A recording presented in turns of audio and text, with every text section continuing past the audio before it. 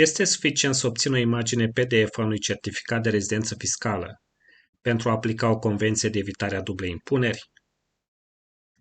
Certificatul de rezidență fiscală trebuie să fie pus la dispoziția plătitorului, în original sau în copie legalizată.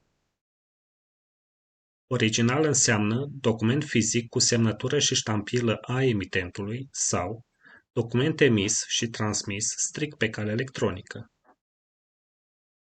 Copie legalizată înseamnă copie legalizată în statul de emitere a certificatului.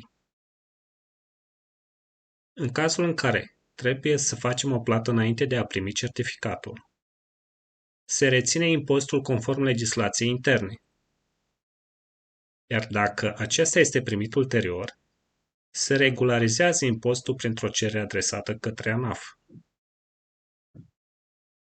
Valabilitatea unui certificat este anul pentru care s-a emis plus maxim 60 de zile din anul următor.